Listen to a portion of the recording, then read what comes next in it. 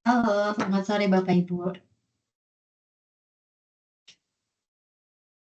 Sore. Oke. Nah, terima kasih Bapak Ibu sudah luangkan waktu ya untuk, webinar dari Talents Academy yang hari ini kita berpartner juga dengan Pak Denny Dana Senjaya dari Reksadaya, gitu. Mungkin, sebelum kita mulai semuanya, untuk webinar hari ini saya juga akan jelaskan singkat ya terkait apa yang akan kita bahas. Sambil saya juga akan share screen, terkait mungkin perkenalan singkat juga sebenarnya Talent Peace Academy itu apa, gitu. Untuk Bapak Ibu yang mungkin belum pernah, dengar nih sebelumnya atau belum sempat explore ya. Oke. Nah, untuk dari Talvis sendiri hari ini, selain saya Novita, Employee Engagement Specialist, di sini juga sudah join ada rekan saya Chelsea Laksmandi. Ya, halo, untuk Bapak Ibu semua, selamat siang ya, salam kenal. Iya, salam kenal, Bu. Salam Mmm. kenal. Nah, saya izin share screen sebentar untuk, mungkin perkenalan singkat secara Talvis Academy, lalu kemudian kita bisa lanjut mulai, nanti untuk dari sisi webinarnya akan dibantu oleh Pak Denny. Nah, untuk Talvis Academy sendiri sebetulnya Bapak Ibu nanti juga bisa explore, lebih detail ya. Talvis Academy ini kita bisa bilang sebetulnya adalah corporate learning marketplace gitu. Di mana kita, sebagai Talvis Academy Mmm, itu juga mhm. mempunyai, platform yang menjadi satu pintu akses. Kalau misalkan, Bapak Ibu lagi mau explore ada kebutuhan training gitu ya, terkait public training maupun terkait custom training. Nah, itu juga bisa lihat di platform kita. Nah, seperti yang kita lakukan hari ini gitu ya, untuk Ya udah, webinar Pak. soal ini, salah satu provider-nya itu ada Pak Denny dari Reksadaya. Nah, Reksadaya sendiri sudah punya akses ke platform Talentvis. Jadi Reksadaya bisa share mereka punya, materi training apa saja, gitu. Ini mempermudah untuk dari segi perusahaan gitu ya atau Bapak Ibu untuk explore kira-kira ada training apa sih, kalau misalkan tadi hari ini kita mau bahas tentang procurement management. Nah, procurement management ini mencakup apa saja trainingnya gitu dan salah satunya, webinar hari ini juga kita akan bahas lebih detail supaya Bapak Ibu lebih ada gambaran juga kira-kira apa sih yang biasanya dibahas kalau dari Reksadaya memberikan training terkait procurement, gitu.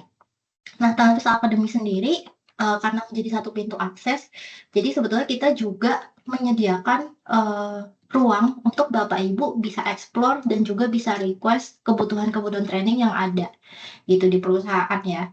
Jadi kalau bisa dibilang Talentvis ini, untuk mempermudah Bapak Ibu ketemu sama vendor yang bisa memenuhi kebutuhan training. Dan memang Talentvis ini kita B2B, jadi secara platform memang, corporate ya, dan sebagai partner-partner yang bisa provide training kita itu memang partner yang memang sudah biasa meng-handle skala corporate, seperti Reksadaya salah satunya yang sudah join hari ini. Kemudian untuk dari Talvis Academy sendiri, bisa dibilang kita cukup, bervariasi ya dari provide training-nya, gitu. Mulai dari, kelas terkait hari ini procurement, Reksadaya juga salah satu partner kita yang memang spesialisnya di supply chain management. Jadi berhubungan terkait procurement, warehouse gitu ya, terkait contract management, nah itu semuanya bisa di-handle, oleh Reksadaya. Dan kalau Bapak Ibu nanti ada waktu untuk explore Talvis Academy lebih banyak, sebenarnya lebih banyak lagi training-training yang ada gitu. Ada juga training terkait kelas bahasa, training terkait, sertifikasi-sertifikasi yang memang berhubungan dengan BNSP atau Kemenaker gitu ya, dan masih banyak lagi lainnya, gitu. Jadi karena Talvis Academy ini platform, bisa dibilang ini seperti bank training yang nanti kalau Bapak Ibu lagi butuh referensi training itu bisa lihat dari platform kita. Nah, hopefully kita bisa menjadi jembatan untuk Bapak Ibu ketemu banyak training partner yang certified dan bisa fulfill kebutuhan Bapak Ibu, gitu. Mungkin, setelah ini, kita akan mulai untuk sesi webinar dari, salah satu partner kita Reksadaya. Di sini ada Pak Denny sudah bergabung. Jadi Pak Denny akan, kasih preview nih terkait training-training yang memang, akan berjalan ke depannya. Nanti setelah sesi, pemaparan dari Pak Denny, Bapak Ibu juga akan diberikan waktu untuk Q&A. Nanti juga dari saya akan share di chat box, ini ada Google Form yang Bapak Ibu bisa isi untuk attendance dan juga kalau ada pertanyaan boleh diisi juga di form yang ada. Oke, baik kalau begitu saya persilakan Pak Denny untuk memulai sesi webinar sore hari ini. Terima kasih.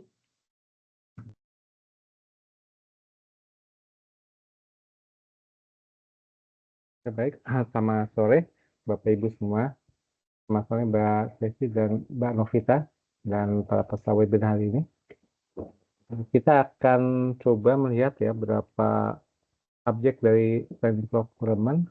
Oh ya, mohon bisa dibukakan untuk share materinya ya, Mbak Novita. Oke, baik sebentar ya, Pak.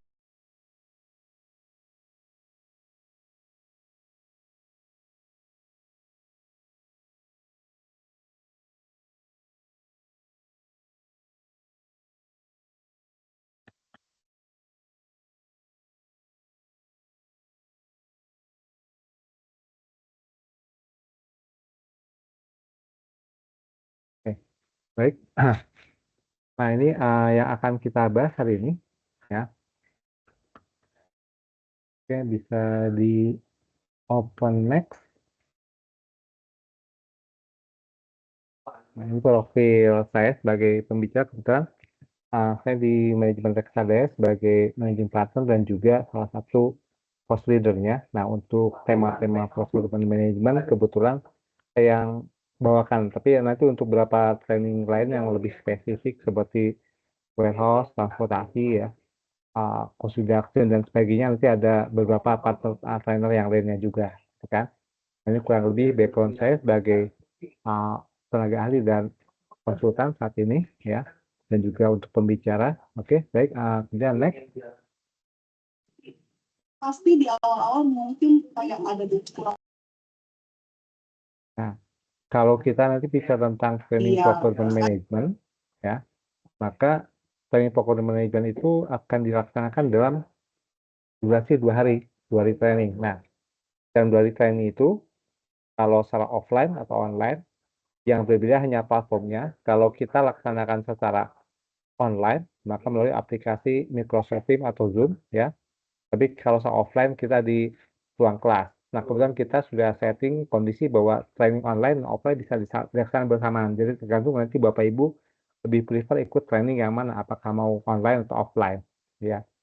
Nah, training dimulai dari jam 9 pagi dan selesai sekitar jam 4 sore. Dan memiliki 2 kali coffee break ya, dan 1 kali istirahat untuk makan siang agak panjang di jam 12 sampai jam 1 siang. Nah, kalau di procurement management itu nanti di materi hari pertama, maka pembahasannya itu tentang standar regulasi procurement, kemudian strategi dan prosedur procurement, planning dan order management, kemudian metode seleksi vendor, dan kemudian next untuk yang materi hari keduanya, next slide-nya. Nah, di hari keduanya nanti ada tentang vendor rating, e-procurement, KPI vendor, dan inovasi proses procurement. Nah, kalau nanti misalnya Bapak Ibu ingin ada training procurement yang materinya agak dikustomisasi, itu mungkin nanti bisa discuss dengan Mbak Novita dan tim di Talentis. Kita juga bisa approach untuk training yang didesain secara khusus.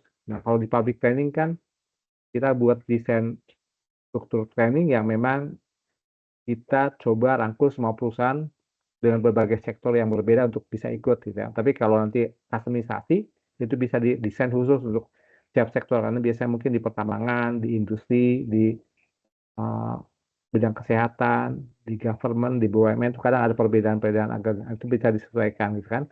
Dan kemudian nextnya ini ada beberapa cuplikan dari materi nanti di proses training procurement tuh di materi awal kita akan bahas tentang ruang lingkup proses procurement ya. Karena ini siklus proses di semua aktivitas procurement dari mulai perencanaan sampai KPI vendor. Nah, keseluruhan materi nanti akan membahas satu persatu ruang lingkup ini. Misalnya bagaimana bisnis plan itu dilakukan, kemudian bagaimana procurement plan yang berbasis dengan bisnis plan itu dibuat terjadi. Nanti di situ kan ada dilema ada dinamika proses ya. Mungkin ada proses bagaimana memilih vendor, bagaimana menyeleksi dan mengelola vendor itu sendiri. Habis itu bagaimana mengelola kontrak ya. Terus realisasi ordernya, serah terima, settlement, dan kemudian KPI vendor. Nah, itu kurang lebih materi akan dibahas selama 2 hari. Kemudian next. Nah, dan di materi juga nanti kita bahas tentang kalau seleksi itu bagaimana proses tentang prakualifikasi, pasca kualifikasi, pembelian langsung gitu kan. Setelah itu sourcing metodenya, apakah nanti hanya satu vendor yang dipilih, ya, dari sekian banyak pilihan, atau hanya satu-satunya vendor yang kita kenal misal sole sourcing, atau dipilih satu dari banyak, atau multiple sourcing. Order bisa diberikan ke beberapa vendor sekaligus yang berbeda latar belakang ya, tetapi memiliki pasokan yang sama karena order kita banyak, nah itu multiple sourcing. Setelah itu quotation methodnya apakah nanti satu penawaran atau minimal 3 penawaran. Kemudian bagaimana order ke vendor juga dilakukan ya, dari direct source sampai subcon, konsolidasi, konsorsium, bahkan nanti ke planning order base-nya. Jadi planning, pull, push, sampai ke items atau back order. Nah, kemudian next, termasuk nanti juga di bidding prosesnya ya, apakah pakai offering, bidding contest, challenger, auction, comprehensive ya, termasuk nanti evaluasi formnya juga memakai proses-proses apa, penilaian ke vendornya sendiri juga, apakah yang berbasis passing grade, kinerja atau peringkat vendor, dan juga nanti pengalaman pekerjaan sebelumnya. Oke, kemudian next, termasuk nanti ketika menilai kinerja vendor. Ini kurang lebih ya, ketika kita ini membahas procurement memang cukup luas, maka nanti ketika Bapak Ibu melihat, oh kalau dari publikasi training yang kita sampaikan via Talentkiss, dan Bapak Ibu merasa sepertinya materinya menarik, tetapi mungkin ada sub area materi yang belum ada atau perlu ditambahkan. Nah, itu nanti bisa dikustomisasi. Pada prinsipnya, training memang bisa dikustomisasi. Hanya mungkin kalau yang dikustomisasi, itu nanti spesifik per klien. Karena mungkin kebutuhannya beda-beda. Misalnya, saya ingat kalau di teman-teman BUMN, itu banyak peraturan yang ingin dibahas, gitu kan. Nah, ada fungsi tentang aspek audit, pemeriksaan auditor negara. Nah, sehingga mereka request tentang, Pak, tolong ditambahkan pembahasan tentang regulasi-regulasi yang terkait dengan kami. Kemudian, misalnya di pertambangan, juga ada regulasi khusus tentang pertambangan. Setelah itu, di industri, mungkin nanti dia ingin fokus ke tambahan materi tentang vendor management dan sebagainya. Nah, itu bisa sesuaikan. Oke, kemudian next. Kalau di training tentang negosiasi dan kontrak, nah ini bagian lanjutan materi yang lain ya, karena procurement itu cukup luas ya, hanya kita split menjadi beberapa pelatihan. Nah, kalau di negosiasi dan kontrak, kita gabung dari satu training, di mana di hari pertama membahas tentang negosiasi, yang kurang lebih akan mencakup materi area seperti ini, dari strategi negosiasi, the game theory, ya, smart buying, sampai technical analysis. Nah, sama waktu durasinya juga dari pagi sampai sore, dari jam 9 sampai jam 4 sore, dengan 2 kali coffee break dan 1 kali istirahat siang.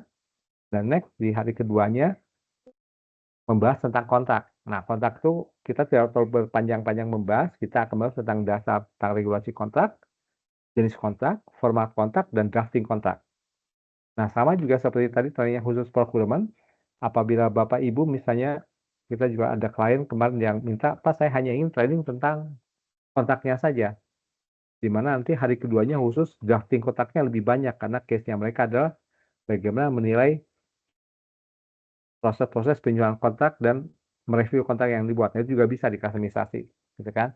Dan termasuk nanti apakah ketika di training itu kita juga akan lakukan penilaian evaluasi pretest atau proses, kita selalu disesuaikan. Karena di secara umum sih kalau di public training biasanya kita tidak berikan pretest dan proses atau evaluasi, tetapi ketika dari HRD-nya dipersyaratkan kita bisa tambahkan ya. Kemudian next untuk isi kontrak, materi dari kontrak dan negosiasi.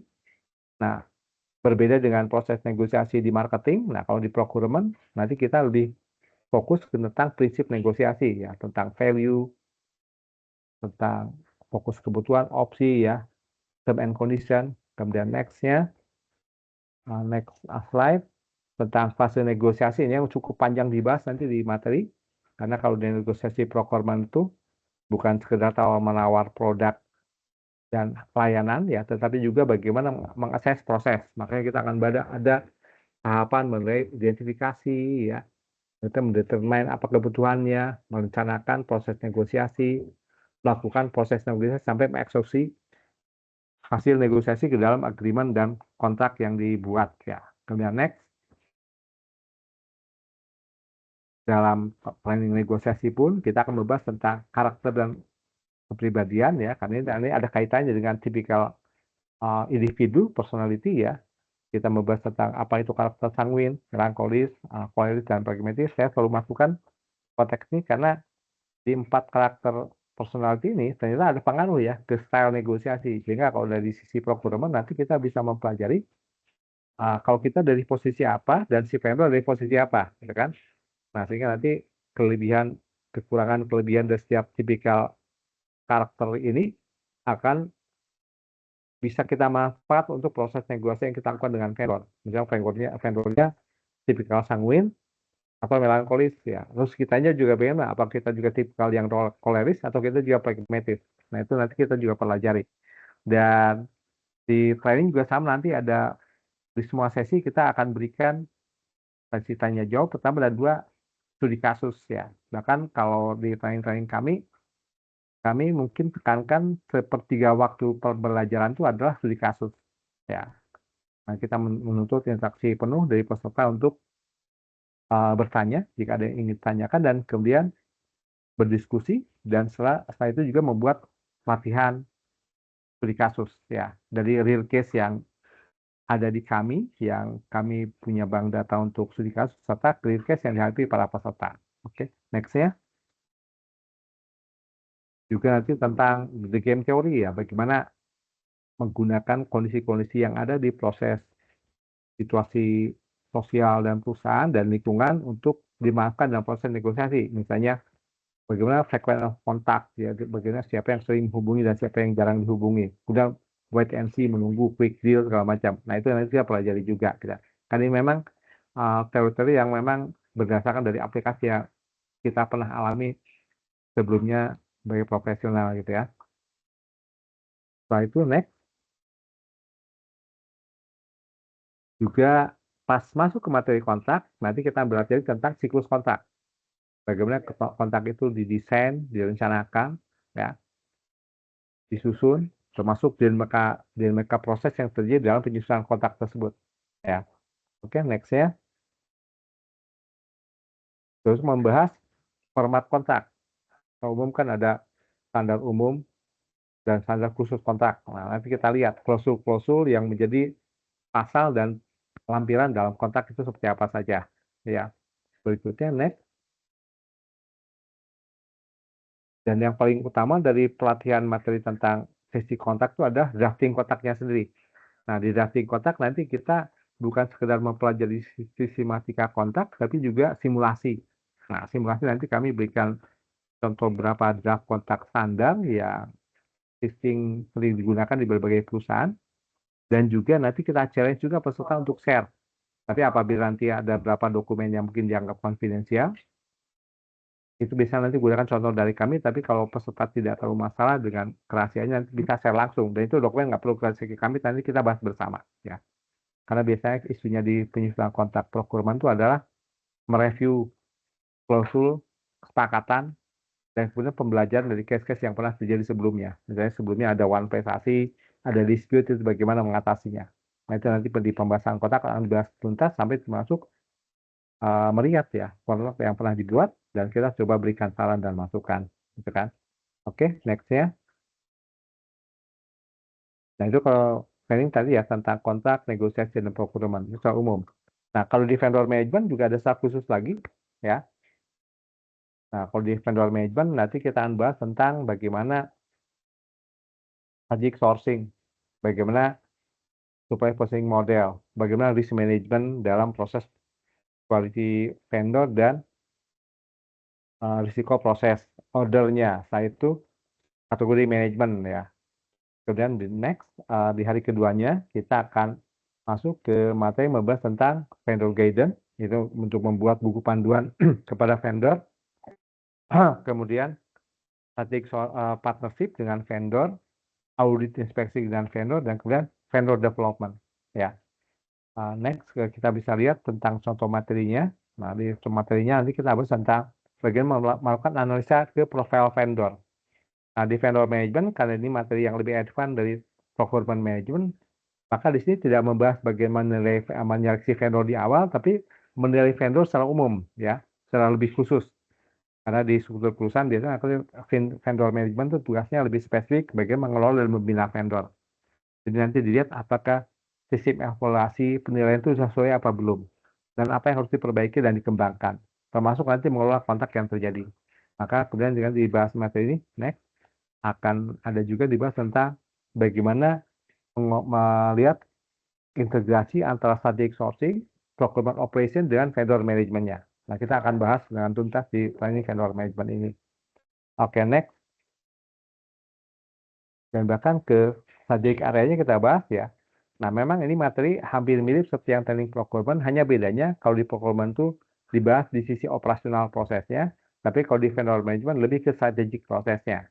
Makanya seringkali kita anjurkan peserta training itu sebelum ikut, kecuali kalau mereka sudah experience dan sudah punya sistem yang baik, maka bisa langsung ikut training vendor management. Tetapi kalau masih basic, biasanya ikut yang training procurement management dulu, setelah itu baru ikut vendor management. Karena di vendor management akan fokus membahas tentang bagaimana performance management. KPI sudah dibentuk, tapi melihat hasil dari KPI tersebut. Kemudian kontak tadi sudah dibahas dalam training kontak, tapi di sini bagaimana mengelola manajemen kontak keseluruhannya. Karena nanti ada isu tentang relasi antar user ke procurement, ke vendor, dan tim internal terkait lainnya. Kita terkait dengan manajemen kontak. Lalu itu vendor handbook, panduan ke vendor. Nah, di seleksi vendor ada dokumen prakualifikasi, kemudian setelah vendor terpilih, ada relasi dengan vendor di internal. Nah, itu dilihat di vendor handbook. Setelah itu meeting, pembahasan hasil kerjaan, ya, KPI, dan berbagai permasalahan dihadapi. Nah, itu di beberapa perusahaan yang melakukan standar ISO dan standarisasi industri, nanti ada vendor audit. Karena itu mandat dari standarisasi. Nah, kita akan bahas juga bagaimana vendor audit dilakukan. Termasuk nanti risk management dan manajemen perubahan yang terjadi, gitu kan. Oke, next.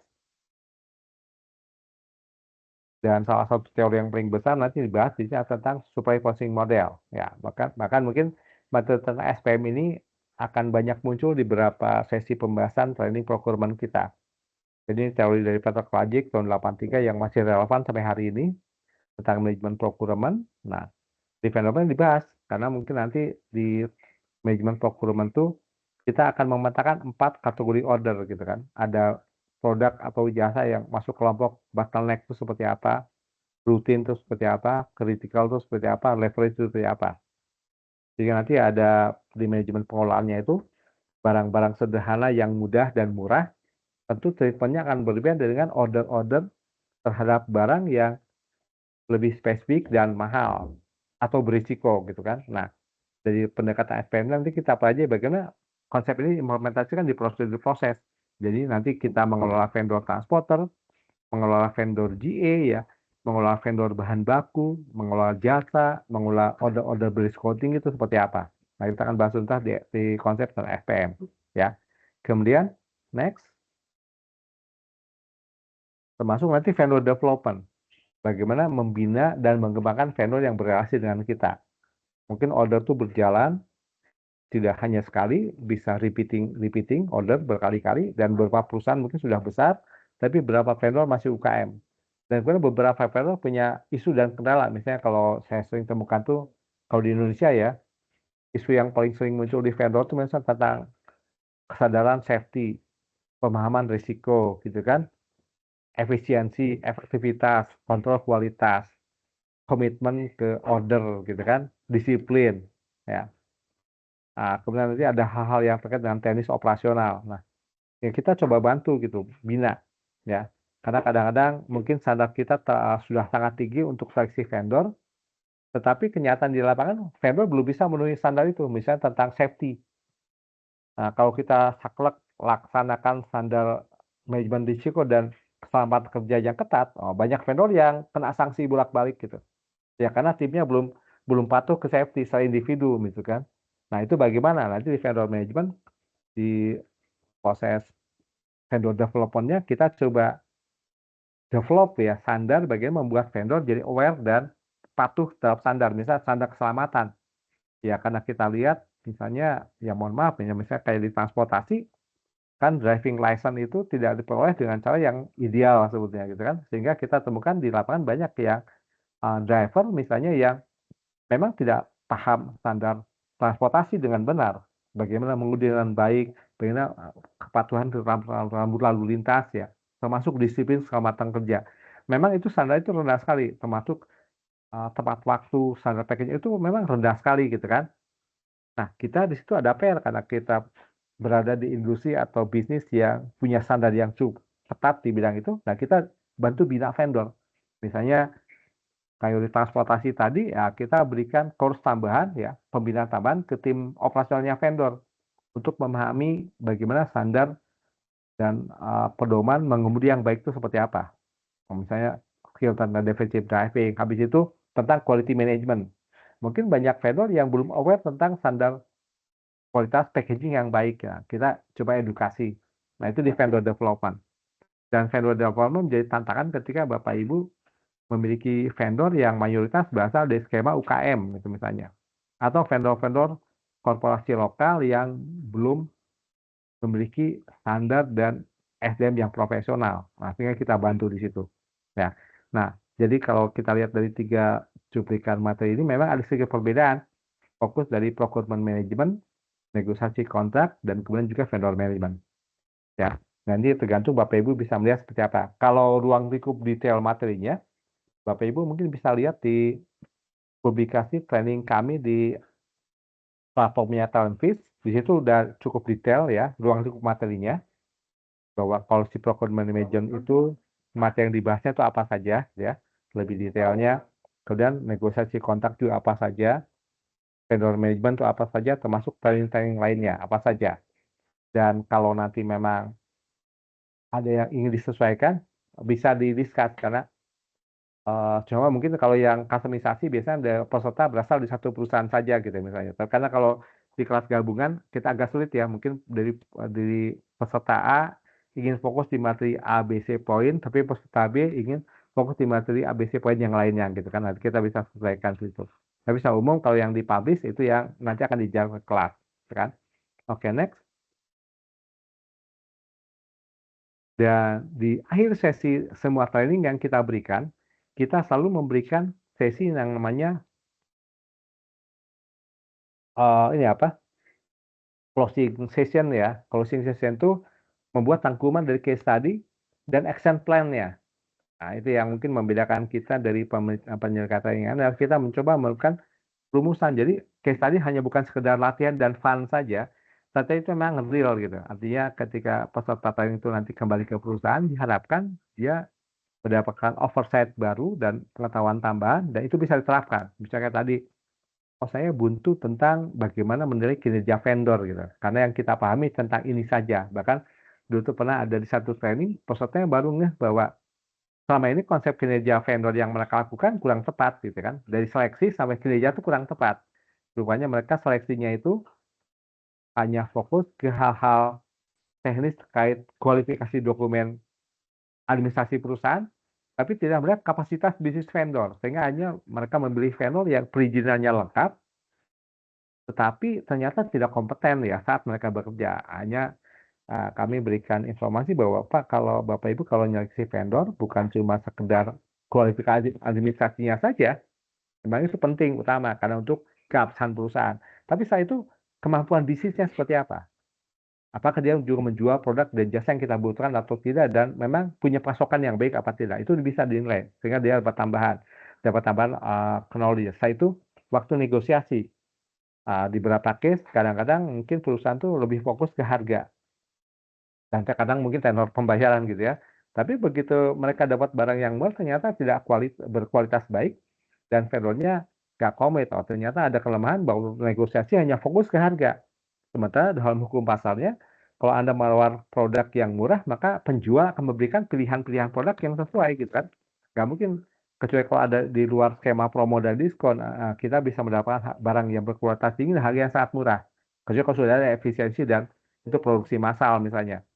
Nah, sehingga nanti di seleksi negosiasi dan seleksi vendor, kita juga ajarkan bahwa negosiasi bukan cuma sekedar menawar harga, tapi mengecek kembali term and condition yang kita inginkan dari vendor. Misal speknya kita tanya, kualitasnya kita tanya, komitmen ordernya kita tanya, kepastian pasokannya kita tanya gitu. Sebelum aja, oke, saya deal dengan Anda. Karena kan percuma kita beli barang ke vendor yang harganya murah, tapi ternyata barangnya tidak ada gitu ya.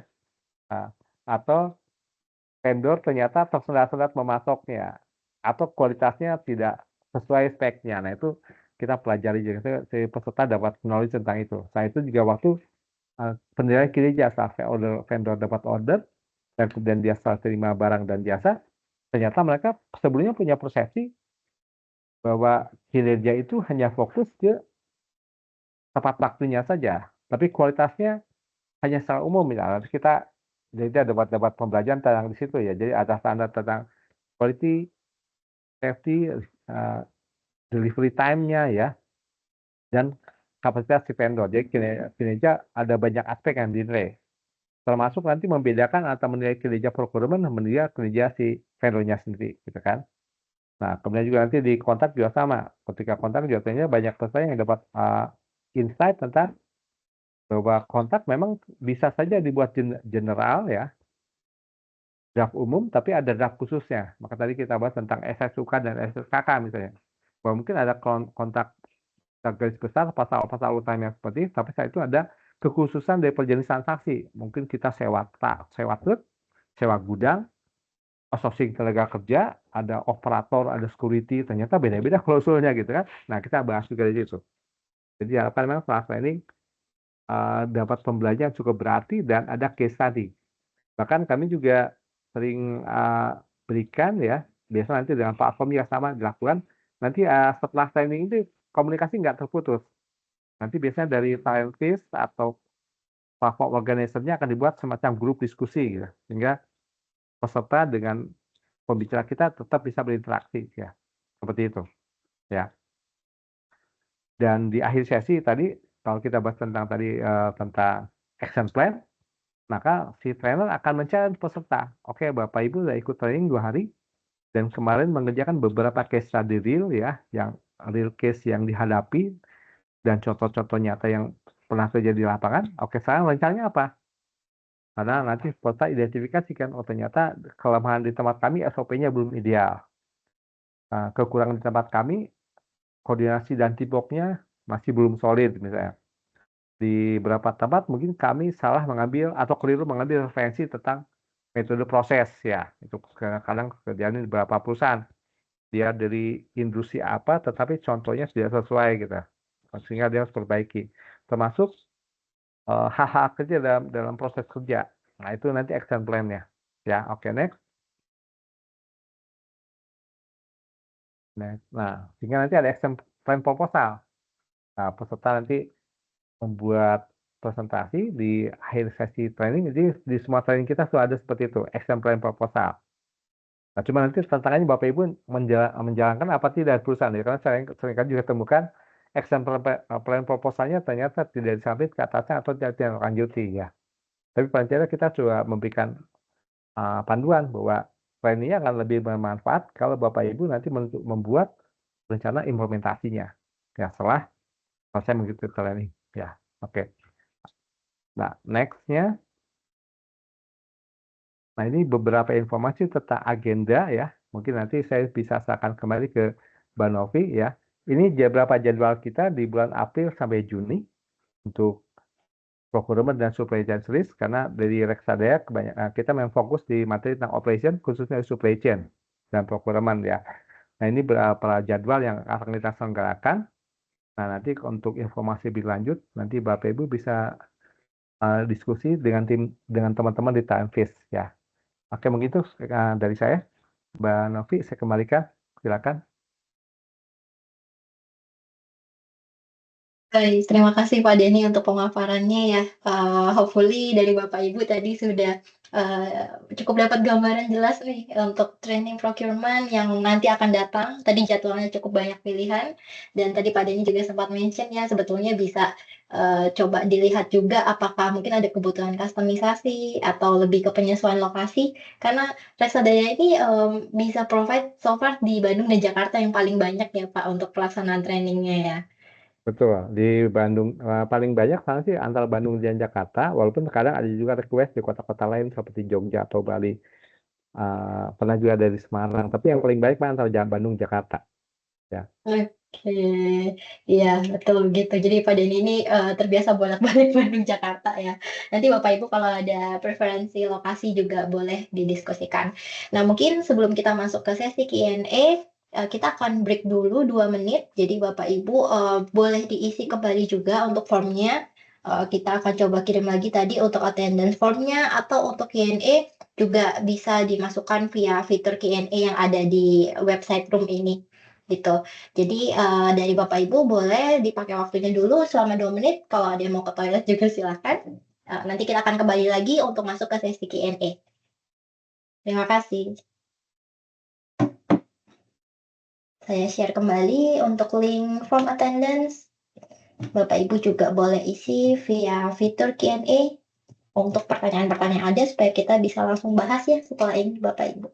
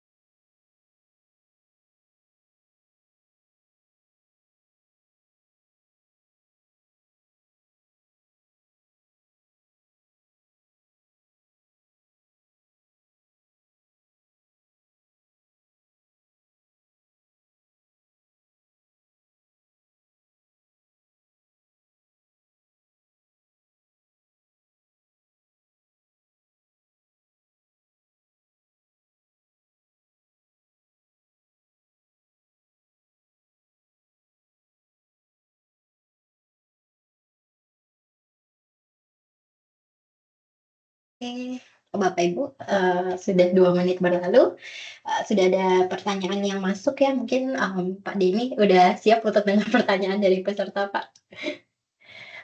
Oke, pertanyaan pertama, bagaimana cara mengelola risiko dalam proses pengadaan dan apakah kursus ini memberikan strategi untuk itu? Silakan, Pak. Oke, baik. Materi tentang risk management dalam proses procurement ada ya. Kalau secara khusus kita nanti kemas di trainingnya procurement progress dan order monitoring gitu kan. Nah, cuma memang nanti di risk management itu tergantung level dari perusahaannya. Misalnya kalau perusahaan-perusahaan TBK ya, yang go public atau BUMN, mereka biasanya sudah menerapkan standar ESG ya, Environment, Social, and Governance. Tetapi kalau perusahaan-perusahaan yang platformnya non go public, tapi lebih ke risk produknya, misalnya seperti dangerous goods ya, food industry atau health industry ya, seperti rumah sakit, farmasi, maka itu risk management lebih ke HSE misalnya. Nanti kita bahas juga ada ya. Nah, si materi ini sebetulnya kalau di proses seleksi vendor nanti kita masukkan di salah satu tentang standar seleksi vendor. Jadi waktu vendor dikualifikasi dan vendor dinegosiasi, maka pertanyaan tentang standar safety masuk, standar risiko itu masuk. Misalnya waktu asesmen awal vendor, ada asesmen tentang manajemen risikonya. Bahkan kalau di perizinan Indonesia kan sudah ada juga standar yang manajemen risiko IT dan setelah itu standar risiko proses. Ya. termasuk strategi risk management. Nah, waktu negosiasi nanti ada juga pertanyaan tentang standar risiko. Bahkan nanti ada assessment khusus seperti Contractor Safety Management System misalnya. Nah, materi tentang standar risiko masuk dalam materi ya.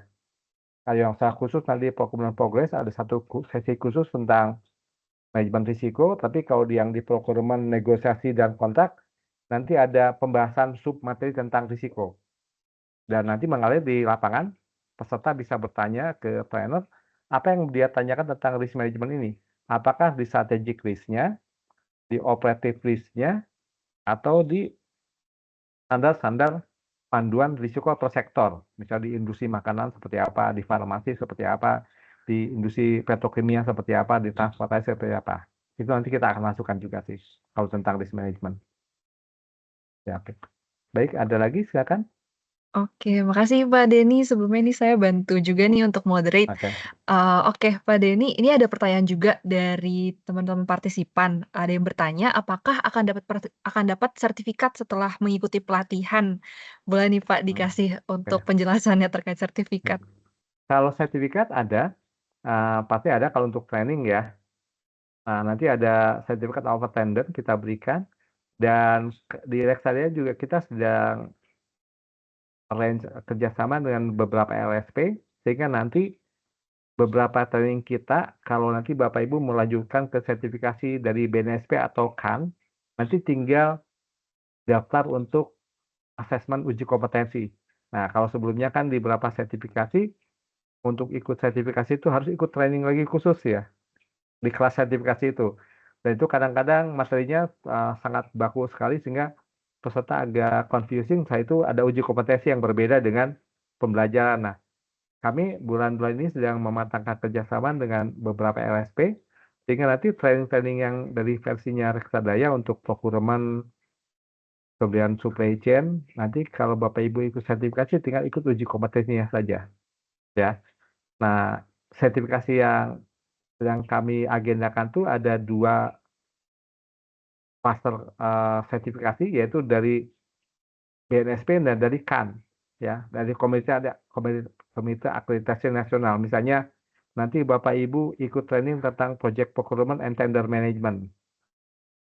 Nanti bisa ikut sertifikasi untuk project manager ya, project management ya. Kemudian untuk quality assurance, setelah ikut training procurement progress dan order monitoring, nanti Bapak Ibu juga bisa mendaftar juga untuk ikut sertifikasi quality manager gitu kan, yang dari komite akreditasi nasional. Dan itu tidak perlu ikut trainingnya lagi, tapi hanya tinggal ikut persiapan uji kompetensi ya, karena kalau sekarang kan di BNSP dan KAN itu mekanismenya uji kompetensi gitu kan. Nah, seperti itu. Sertifikat ada, dan kita juga sering lakukan bersama platform penyedia layanan jasa seperti Tenfis, ada forum diskusi. Jadi komunikasi dengan peserta tidak terputus ya. Jadi setelah training kita masih bisa komunikasi, nanti biasanya suka dibuatkan grup WA dengan peserta ya, ada semacam grup alumni peserta misalnya dari Tenfis, nanti semua peserta training dikumpulkan jadi satu di situ, di satu grup, nanti bisa diskusi lanjut ya. Nah, karena itu mungkin nanti ada hal yang implementasi setelah training, jadi nggak putus juga. Jadi sharing knowledge-nya tetap berjalan gitu kan, seperti itu. Oke, baik, ada lagi? Mungkin silakan. Oke, terima kasih Pak Denny. Ini boleh dikembalikan ke Shinovi ya? Oke. Tadi juga mungkin selain dari training yang sifatnya sertifikasi dari LSP dan lain-lain, kalau dari Reksadayanya juga ada ya Pak yang non-certification seperti itu? Tapi sertifikat dari Reksadayanya ya? Ya, betul ada. Bahkan kita juga ada yang satu course itu dulu ada yang pernah request. Jadi ini sebetulnya bukan training sertifikasi, tapi sama seperti standar sertifikasi. Misalnya kita pernah berikan mentoring untuk public procurement dari World Bank ya. Karena ternyata teman-teman yang bekerja di lembaga-lembaga internasional seperti UNDP ya, badan-badan PBB, Palang Merah Internasional itu ternyata harus punya sertifikat public procurement gitu. Nah, kita pernah adakan juga ya. Itu trainingnya panduan semi training online, berlangsung sekitar 5 hari, tapi in class karena ada materi standar dari World Bank kita berikan. Jadi ada bisa disesuaikan. Termasuk beberapa sertifikasi ke yang government model ya, seperti misalnya di pengadaan itu ada juga yang sertifikasi pengadaan bank jasa pemerintah. Nah, kita juga bisa bantu untuk training itu gitu kan. Kalau memang perlu sertifikasi. Cuma kalau sertifikasi sekarang memang ada 2 skema nih, dari BNSP yang dari KAN. Tapi kalau hanya training kompetensi standar knowledge biasa seperti balik training, ya itu yang kita biasa jalankan selama ini. Oke, baik. Ada lagi Oke, mungkin? Silakan. baik. Nah, pertanyaan berikutnya, ini kayaknya yang paling banyak ditanya nih Pak, Ya. paling ramai terkait negosiasi. Nah, Oke. ada nggak sih Pak step atau teknik negosiasi yang paling efektif? Oke. Nah, kalau sebetulnya kalau saya ambil sedikit dari materinya ya, tadi kita mungkin udah share sedikit. Nah, yang membedakan training negosiasi procurement kan dengan negosiasi marketing misalnya adalah focusing-nya. Kalau di teman-teman marketing kan dia negosiasi itu untuk memprospek klien. Ya, bagaimana membuat klien yang tadinya mencari informasi jadi tahu. Jadi ada apa ya kalau di marketing itu awareness ke produk ya. Jadi awareness, memahami, mengerti, yakin, percaya, dan kemudian bisa diyakinkan untuk memilih gitu. Itu kan di teman-teman marketing. Tapi kalau di procurement kan beda. Kita memilih ya. Ada vendor datang ke kita, kita butuh sesuatu, kita nilai gitu kan. Sehingga proses assessment-nya dibalik. Jadi kita harus diyakinkan sama vendor gitu kan. Kalau di marketing kan kita berusaha meyakinkan customer. Kalau di sini enggak, kita harus yakinkan sama vendor. Sehingga technical negosiasinya lebih ke analisis sebetulnya. Bagaimana menilai dokumen penawaran vendor, setelah itu melihat posisi tawarnya gitu kan. Kemudian memperhatikan juga aspek-aspek standar kode etiknya. Nah, itu juga kita ajarkan karena mungkin di beberapa case nanti ada standar tentang good governance. Nah, kita masukkan juga. Tapi kalau di negosiasi termasuk tadi tentang peta karakter, karena itu sangat membantu sekali. Jadi ketika saya tuh tahu bahwa saya tuh misalnya tipikalnya introvert atau extrovert, nah harus bersikap seperti apa. Misalnya kalau introvert itu kekuatannya, kemampuan analisisnya tajam gitu ya. Mampu berpikir secara komprehensif dan detail. Tetapi orang introvert kesulitan untuk berkomunikasi. Ya, dan bisa jadi secara psikologis punya mental block ketika dalam kondisi yang kurang nyaman. Tapi kalau orang extrovert, dia sangat open minded, mudah berkomunikasi, mudah bicara, mudah meyakinkan orang. Tapi kelemahannya tidak bisa detail. Nah, sehingga di procurement itu nanti kita mensiasati bagaimana tim operasional menggabungkan kekuatan dari dua karakter. Teman-teman yang introvert itu menganalisis, mengevaluasi, dan menyiapkan semua data-data yang dibutuhkan. Nah, teman-teman ekstrovert membergen si vendornya, ya kan? Karena mungkin dari sisi vendor juga lakukan hal yang sama, ya. Termasuk tadi peta karakter yang ada sanguin, melankolis, koleris, ya, pragmatis, itu kan tipenya beda-beda misalnya. Kalau orang-orang sanguin tuh yang kayak teman-teman di marketing, kalau orang pragmatis kayak teman-teman di HRD ya. Kalau orang-orang sanguin seperti teman-teman yang di JE dan security officer gitu kan yang tegas-tegas. Nah, kalau yang melankolis teman-teman yang di audit dan di back office. Nah, bisa jadi vendor juga ada yang dari seperti itu. Oh, jadi kalau ketemu vendor yang tipenya introvert, kemudian dia melankolis, dia nggak usah disuruh presentasi, tapi suruh bikin proposal yang bagus saja. Nanti kita pelajari gitu kan. Tapi kalau vendornya berasal dari tipe yang karakternya sanguin, bagaimana? Kalau yang sanguin, suruh dia bawa temennya yang melankolis untuk menyiapkan dokumen gitu kan. Karena yang sanguin dia hanya pintar meyakinkan. Tapi kadang nggak bawa data. Tapi kalau yang teman-teman yang melankolis, dia pintar membuat data, mengolah data, tetapi kesulitan berbicara. Dan kemudian di sisi negosiasi akan kita manfaatkan juga kalau berhadapan dengan vendor yang karakternya itu sanguin, wah akan panjang nih negosiasinya. Karena banyak pengaruh-pengaruh agitasi ya, provokasi, meyakinkan ya, berbicaranya jadi panjang lebar ya. Jadi kadang nggak fokus ke objek.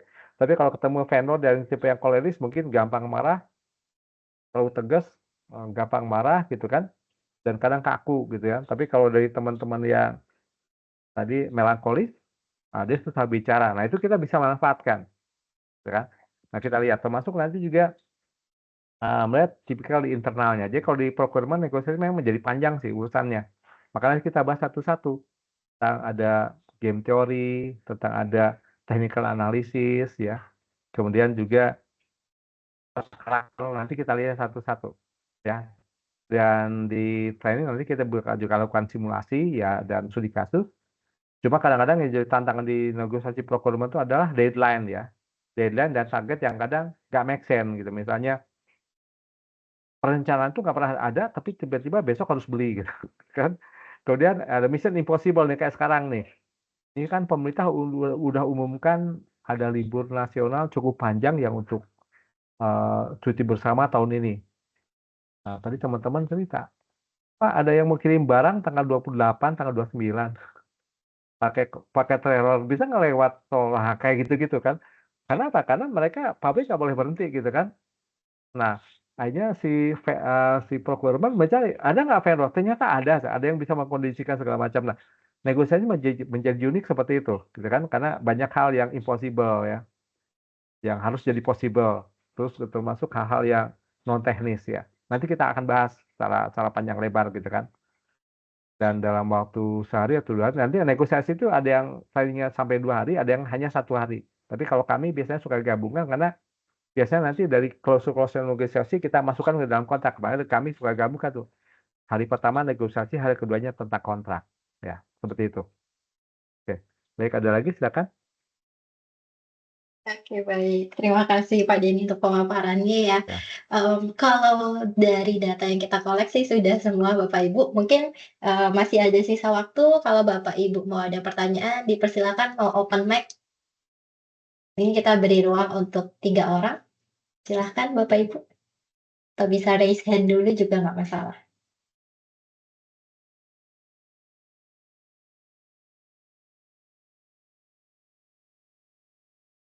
Mungkin ada yang mau sharing kira-kira pain point-nya apa gitu ya, procurement di industrinya Bapak Ibu. Sekalian nih mungkin mumpung kita ketemu pakarnya, jadi bisa coba sambil gali-gali nih dari Pak Denny, kira-kira biasanya gimana sih kalau ada case-case tertentu solusinya?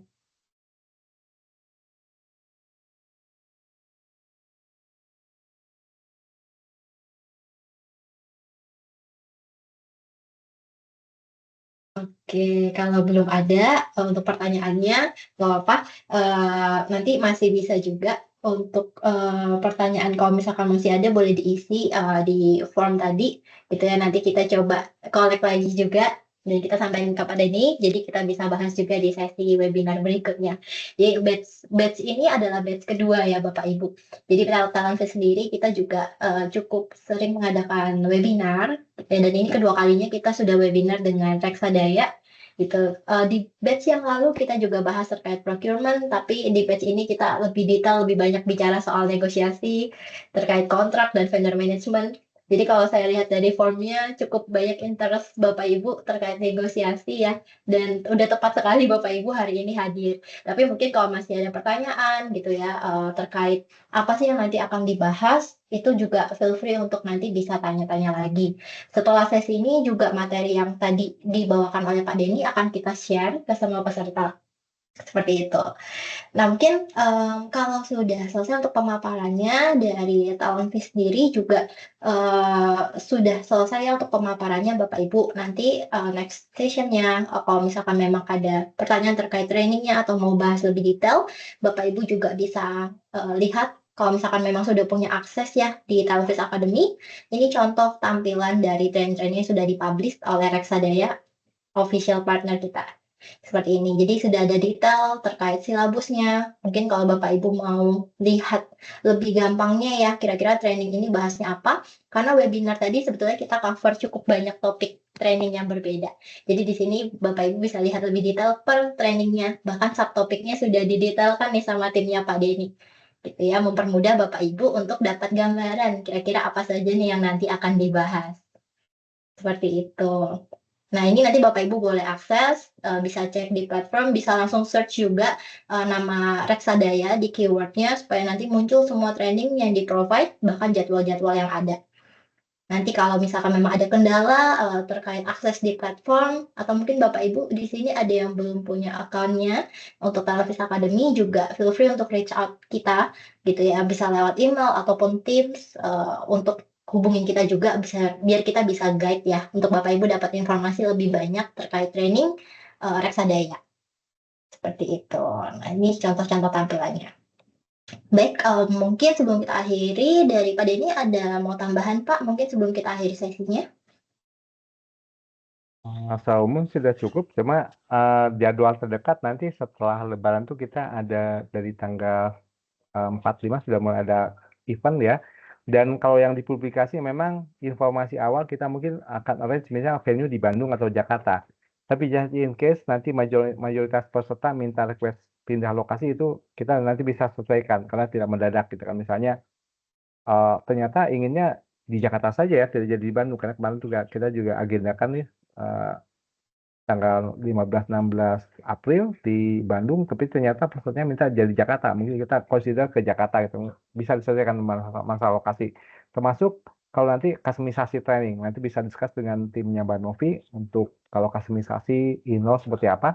Dan in-house nggak mesti peserta banyak kalau kita ya. Misalnya peserta kita juga berapa kali ada in-house yang peserta hanya berlima, tidak masalah ya. Jadi nggak mesti bahwa in-house pesertanya masih puluhan orang, tidak masalah. Sepanjang lokasinya nanti di perusahaan. Dan bahkan in-house juga lokasi bisa fleksibel, apakah kamu di tempat klien atau di venue di luar perusahaan ya, nanti bisa selesaikan juga. Itu sih mungkin informasi dari saya, Mbak Novi. Iya Mbak Pak, Desi, thank you. silakan. Iya Pak, jadi ya fleksibel ya, masih beberapa ada hal yang bisa disesuaikan karena memang skalanya corporate ya, jadi harus menyesuaikan jadwal Bapak Ibu procurement ini ya.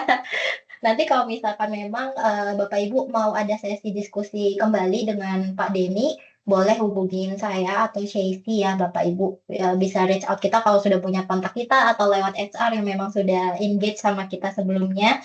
Nanti kita bisa jadwalkan untuk diskusi dengan Pak Denny. Kalau sesi webinar ini mungkin masih banyak yang belum bisa disampaikan pertanyaannya gitu ya, atau informasi yang mau digali kurang bisa ada waktunya gitu. Feel free nanti reach out kita bisa jadwalkan. Oke, mungkin sebelum kita akhiri, Bapak Ibu kalau boleh kita mau izin untuk dokumentasi. Jadi minta tolong Bapak Ibu yang sedang available boleh on cam sebentar sebelum kita akhiri sesinya.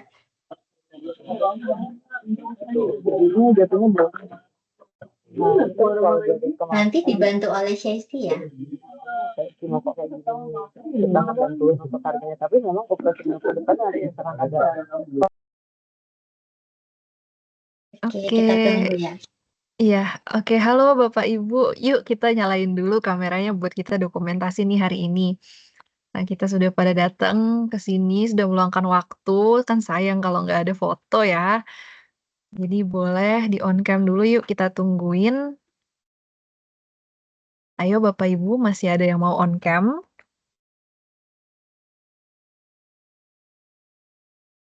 Kalau dilihat-lihat masih banyak yang di kantor ya Bapak Ibu. Saya kira udah banyak yang cuti nih, udah banyak yang holiday. Oke, masih banyak nih yang belum on cam. Masih ditunggu.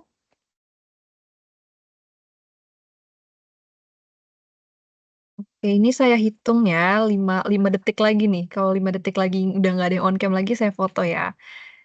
5, 4, 3, 2, 1. Oke, saya foto. 1, 2, 3.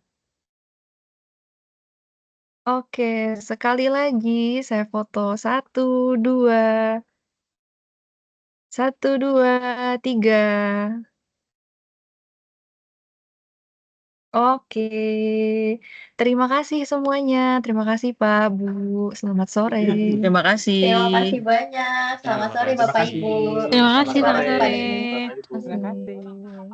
Terima kasih. Sore.